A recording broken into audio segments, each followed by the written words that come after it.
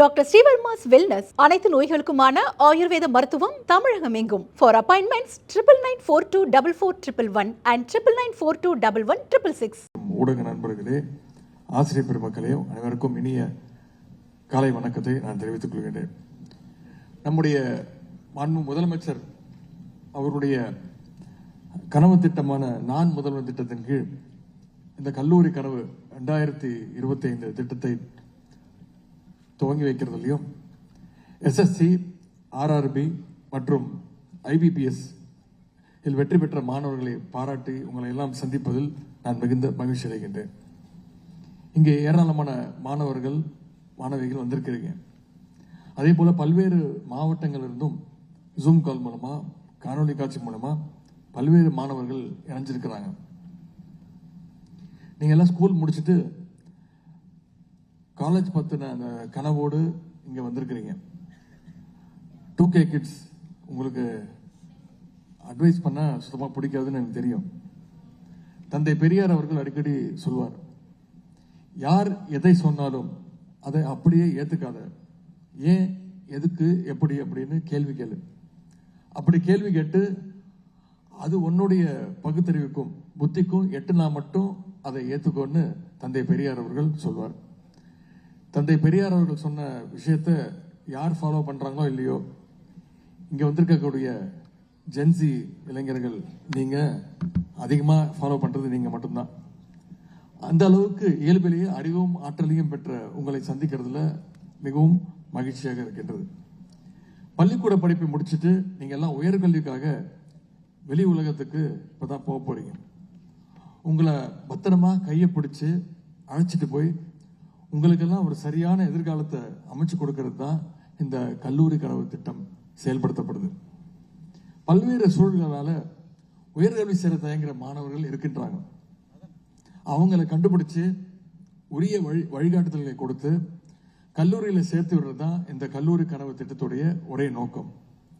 அப்படித்தான் கல்லூரி கனவு மூலமா ஒவ்வொரு வருஷமும் 1,00,000 மாணவர்களை நாம உயர்கல்வி படிக்க வைக்க போறோம். நீங்க ஸ்கூல் படிக்கிறப்போ 10ஆம் வகுப்பு தேர்வு மிக மிக முக்கியம். அதுதான் உங்களுடைய வாழ்க்கைக்கு அடித்தளம் அப்படின்னு உங்களுடைய பெற்றோர்கள், ஆசிரியர்கள் சொல்லியிருப்பாங்க. அடுத்து +2 போறப்போ +2 தான் உங்களுடைய வாழ்க்கையை மாத்த போகுது அப்படின்னு சொல்லியிருப்பாங்க. நிச்சயமா இப்ப காலேஜ்ல ஒழுங்கா படிச்சாதான் வாழ்க்கையில எல்லாமே கிடைக்கும்னு சொல்லி உங்களை பயமுறுத்துவாங்க. இது ஏதோ உங்களை பயமுறுத்த மட்டுமே சொல்ற விஷயம் கிடையாது. படிப்பு தான் உங்களுடைய வாழ்க்கையை மாத்துறதுக்கான ஒரே டேர்னிங் பாயிண்ட். இன்னைக்கு இவ்வளவு பேர் காலேஜ் போக போறீங்க. 100 வருஷத்துக்கு முன்னாடி நிலைமை எப்படி இருந்துச்சுன்னா கிடையாது.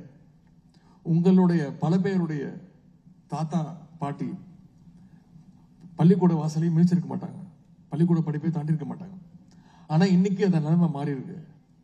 இன்னைக்கு இந்தியாவிலேயே அதிகம் பேர் உயர்கல்வி படிக்கிற மாநிலமா நம்முடைய தமிழ்நாடு உயர்ந்திருக்கு. அதற்கு தந்தை பெரியார், பேரறிஞர் அண்ணா, முத்தமிழர் கலைஞர் அவர்கள் எடுத்த முயற்சினால, அவங்களுடைய செயல்பாடுகளால கிடைச்ச இடஒதுக்கீடு மிக மிக முக்கிய காரணம் என்பதை நீங்க புரிஞ்சுக்கணும். இடஒதுக்கீடு கிடைச்சதுனாலதான் இன்னைக்கு எல்லாருக்கும் கல்வி போய் சேர்ந்திருக்கு. அவங்களுக்கு உதவுறதுக்காக தான் உயர்கல்வியில சேரப்போற முதல் தலைமுறை மாணவர்களுக்கு அரசே அந்த கட்டணத்தை, கல்வி கட்டணத்தை செலுத்தணும்னு 17 வருஷத்துக்கு முன்னாடி முத்தமிழர் கலைஞர் அவர்கள் அறிவிச்சாங்க. அது மட்டும் இல்லாம பிற்படுத்தப்பட்ட ஒடுக்கப்பட்ட மாணவர்களுக்கு ஸ்காலர்ஷிப், காலேஜில் போயிட்டு வரதுக்கு ஃப்ரீ பஸ் பாஸ்ன்னு கலைஞர் அவர்கள் ஏராளமான திட்டங்களை உருவாக்கி கொடுத்தாங்க.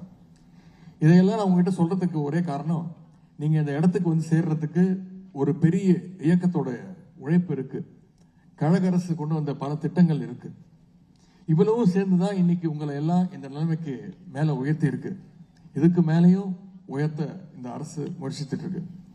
இன்னைக்கு கலைஞருடைய தொடர்ச்சியா நம்முடைய முதலமைச்சர் அவர்கள் அரசு பள்ளியில படிச்சு உயர்கல்வி சேர்கின்ற மாணவ மாணவிகளுக்கு தமிழ் புதல் அப்படின்ற திட்டம், புதுமை பெண் அப்படின்ற திட்டம் அப்படின்னு சிறப்பான திட்டங்கள் கொடுத்துட்டு இருக்காரு. இந்த திட்டங்கள் மூலமா அரசு பள்ளியில படிச்சு உயர்கல்வி சேர்கின்ற மாணவர்களுக்கு, மாணவிகளுக்கு மாதம் 1000 ரூபாய் கல்வி ஊக்கத்தொகையை நம்முடைய அரசு முதலமைச்சர் அவர்கள் கொடுத்துட்டு இருக்காங்க. உங்கள பல பேருக்கு அந்த உதவித்தொகை கிடைக்க போகுது. கல்வியை பொறுத்த வரைக்கும் இன்னைக்கு வட இந்தியாவில் இருக்கிற நிலைமை வேற. அங்க இருக்கிற மக்களுக்கு அடிப்படை தேவைகளே பெரிய விஷயமா இருக்கு. அங்க தமிழ்நாடு மாதிரி எல்லா குழந்தைகளும் பள்ளிகளில் சேர்க்கப்படுறது கிடையாது. ஒருவேளை அவங்க பள்ளி படிப்பு முடிச்சாலும் கல்லூரிகளில் சேர்ற மாணவர்களுடைய சதவீதம் தமிழ்நாடோட கம்பேர் பண்ணீங்கன்னா ரொம்ப ரொம்ப குறைவு. GER சொல்லுவாங்க, கிராஸ் என்ரோல்மெண்ட் ரேஷியோ.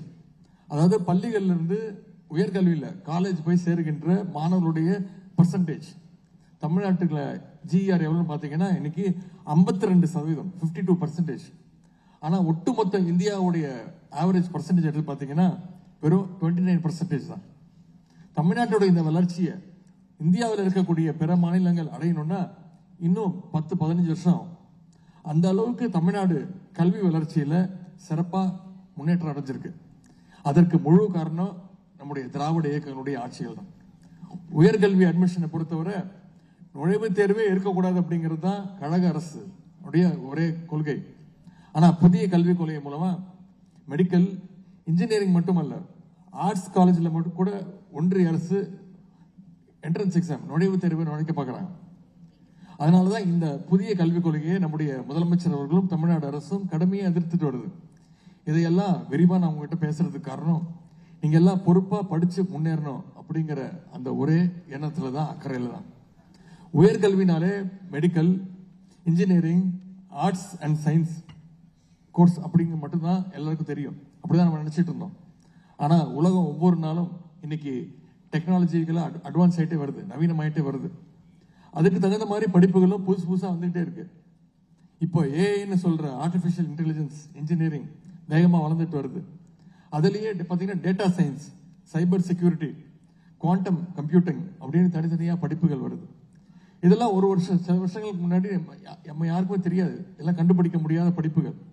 ஆனா இப்ப பெருகி வரும் வேலை வாய்ப்பால நிறைய பேர் இந்த கோர்ஸ்களை விரும்பி படிக்கிறாங்க. இதையெல்லாம் நீங்க தெரிஞ்சுக்கணும். அதுக்காகத்தான் இந்த கல்லூரி கனவு வழிகாட்டுதல் நிகழ்ச்சியை நம்ம இங்க நடத்திட்டு இருக்கோம். அதன்படி இந்த நிகழ்ச்சி இங்க நடக்குது. இங்க கல்வியாளர்கள் இருக்காங்க. அவங்க உங்களுக்கு உயர்கல்விக்கான வழிகாட்டுதல்களை தருவாங்க. இதையெல்லாம் நீங்க கேர்ஃபுல்லா கேட்டு கல்லூரியில உங்களுக்கு ஆர்வமுள்ள படிப்பை நீங்க தேர்ந்தெடுத்து படிங்க. கல்லூரியில படிக்கிறதுக்கு மட்டுமல்ல, கல்லூரி முடிச்சுட்டு வேலைக்கு போறதுக்கும் நம்முடைய நான் முதல்வன் திட்டம் உங்களுக்கு துணை நிற்கும். தனியார் துறை வேலைக்கு போக ஜாப் ஓரியன்டட் ஸ்கில்ஸ் ட்ரைனிங் நான் முதல்வன் திட்டம் தந்துட்டு இருக்கு. அதே மாதிரி அரசு துறை போட்டித் தேர்வுக்கு தயாராக நான் முதல்வன் போட்டித் தேர்வுகள் பிரிவு இருக்கு.